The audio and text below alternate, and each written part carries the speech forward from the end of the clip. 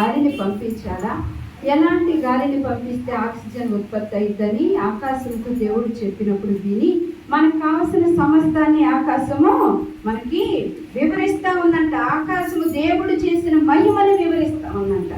అంతరిక్షం ఆయన చేతి పనిని ప్రచురపరచుచున్నది. అంతరిక్షం ఆయన చేసిన ప్రతి పనిని కూడా ప్రచురపరచుచున్నది.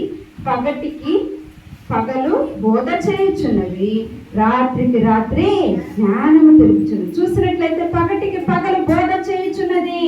సూర్యుడు మనకి బోధన అందిస్తా ఉన్నాడు. సూర్యుడు లేకపోతే అంత చీకటి కమ్ముకుపోతుంది. కాబట్టి పగటికి పగలు బోధ చేయుచున్నది, రాత్రికి రాత్రి జ్ఞానము తెలుపుచున్నది. ఆ చిన్న స్టారు, చిన్న నక్షత్రము ఎలాగ మనకు జ్ఞానాన్ని తెలియచేస్తుందో ఇక్కడ చెప్తా ఉన్నారు. కాబట్టి ఇక్కడ తర్వాత చూసినట్టు వాటికి భాష లేదు. వాటికి భాషలు ఉన్నాయా? ఆకాశకు భాష ఉందా? భూమికి భాష ఉందా? గాలికి భాష ఉందా? నీటికి భాష ఉందా? దేనికి భాష లేదు. వాటికి భాష లేదు. వాటి స్వరం అసలు వినబడదు. ఎవ్వరికి కూడా వీటి స్వరం వినబడదు. కానీ అవి పనులు మటుకు చేస్తున్నాయి. సూర్యుడు వస్తున్నాడు, చక్కగా సాయంకాలానికి వెళ్ళిపోతాడు. చంద్రుడు సాయంత్రం వస్తున్నాడు, మళ్ళా వేకువ కల్లా అంతరించిపోతున్నాడు. చూడండి, నోరు లేదు, భాష లేదు, మాట్లాడలేవు. కానీ దేవుని పనిని ప్రచురపరుస్తా ఉన్నాయి. ఆ తర్వాత భూమి అంతటా వ్యాపించి ఉన్నది.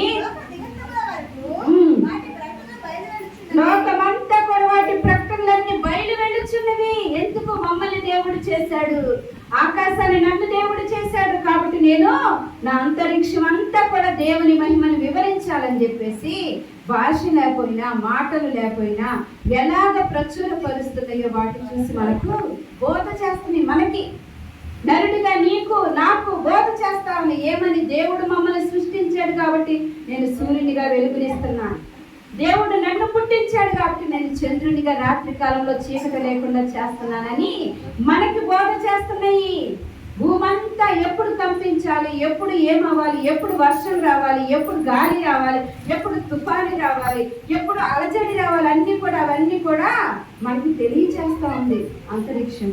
అయితే తర్వాత చూసినట్లయితే కింద చూసినట్లయితే 6వ వచనం, అతడు ఆకాశమున ఆ దిక్కు నుండి బయలుదేరి ఈ దిక్కు వరకు దాని చుట్టూ తిరిగి వచ్చుచున్నాడు. ఎవరతడు? తండ్రి అయిన దేవుడు. ఆయన తండ్రి అయిన దేవుడు, కుమారుడైన యేసు ప్రభు వారు ఆ దిక్కు నుండి ఈ దిక్కు లోక దిగంతము వరకు తిరుగుచూ ఉన్నాడు. ఆయన దూతలను పంపించి అంతా కూడా చూస్తా ఉన్నారు. ఆ తర్వాత చూసినట్లయితే అతని వేడిమికి మరుగైనది ఈ లోకంలో ఏదీ లేదంట. ఏ వేడిమికి? దేవుడు అగ్ని కనుల వంటి దేవునికి మరుగైనది ఈ లోకంలో ఏది కూడా లేదు. తండ్రి అయిన దేవుడు నియమించిన ధర్మశాస్త్రం ఎలాంటిదంట? యథార్థమైనది. వాక్యము యథార్థమైనది, బైబిల్ యథార్థమైనది. దేవుడిచ్చిన బైబిల్ యథార్థమైనది. ఏం చెప్తున్నాడు ఇక్కడ? ఏమని చెప్తున్నాడు చూడండి. యెహోవా నియమించిన ధర్మశాస్త్రము యథార్థమైనది, అది మన ప్రాణమును తెప్పరిల్ల చేస్తుందంట. ఈ వాక్యం చదువుకుంటే నీ నా ప్రాణము తెప్పరిల్లేదు. ఇంకేం అవసరం లేదు. బైబిల్ చదువుకుంటే బైబిల్ మన ప్రాణాన్ని తెప్పరిల్ల చేస్తుంది. ప్రాణం తెప్పరిల్లబడాలంటే ఎంత డబ్బున్నా తెప్పరిల్లబడదండి. ఎంతో ధనవంతులని హాస్పిటల్ పాలవుతున్నారు. ఎందుకు? ధనం ఉంది కానీ ఆరోగ్యం బాగు చేసే వైద్యులు దొరకట్లా. ఏదో వాళ్ళకి ఇచ్చిన వాళ్ళ చదువును బట్టి, వాళ్ళ విద్యను బట్టి ఏదో మన పైన ప్రయోగం చేసినప్పుడు కొంతమందికి బాగవుతుంది, కొంతమందికి తగ్గదు. కానీ ఇక్కడ దేవుడు ఏమని చెప్తున్నాడు చూడండి. ఆయన ధర్మశాస్త్రం మనం చదివినప్పుడు ఏమైపోద్దంట? నీ నా ప్రాణమును తెప్పరిల్లా చేసిద్దంట. తర్వాత యెహోవా శాసనము, యెహోవా శాసనము, ఈ వాక్య భాగము నమ్మదగినది. అది ఎవరికైతే బుద్ధి లేదో వారికి జ్ఞానమును పుట్టించును. యెహోవా ఉపదేశం అంటే నిర్దోషమైనది. నిర్దోషమైన దేవుడు అండి, కల్మషము లేని దేవుడు అండి. నీ కోసం నా కోసం ప్రాణత్యాగం చేసిన దేవుడు ఆయన. ఆయనలో కల్మషం లేదు, ఆయనలో కుటిలత లేదు. ఆయన ఒకరికి మేలు చేద్దాం, ఒకరికి అన్యాయం చేద్దామనే మనసు దేవునిలో లేనే లేదు. ఆయన దృష్టిలో అందరికీ ఉపకారి. యేసు ప్రభు వారు అందరికీ ఉపకారం చేయడానికి లోకానికి వచ్చాడు. అందరికీ ఉపకారి. కాబట్టి ఏమన్నాడు ఆయన?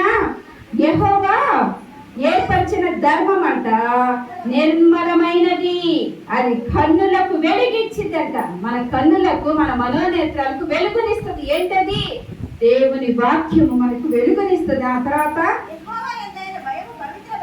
దేవుని యందైన భయము పవిత్రమైనది, నిత్యము నిలిచిది. దేవునిలో భయము భక్తి ఉంటే నిత్యము నిలిచేదానిగా చేస్తాడు.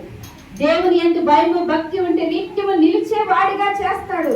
నీ సంపద విషయంలో కానీ, నీ వ్యాపార విషయంలో కానీ, నీవు చేస్తున్న ప్రతి చేతి పనిలో కానీ దేవుని యందు భయము భక్తి నిలిపినట్లయితే అది దేవుడు ఆశీర్వాదకరంగా చేస్తాడు. దేవునిలో ఉంటే నీవు, అది దేవుడు ఎంతగానో దీవిస్తాడు. లేమిడి అనేది మనకు ఉండదు. లేమి వస్తుంది, పోయింది. లేమి రాకుండా ఉండదు, వచ్చింది. కానీ ఆ లేమి రాగానే దేవుడు ఆయన ఏమంటున్నాడు? ఆకాశం అని ఆయన మంచి ధననిధి నుంచి అంట నీకెప్పుడు అవసరమో, నీకెప్పుడు కావాలో అప్పుడు అందిస్తాడంట. ఆయన ఆకాశం అనే మంచి ధననిధి నుంచి తండ్రి అయిన దేవుడు నీకు నాకు కావాల్సిన అక్కర అవసరం తీరుస్తాడు.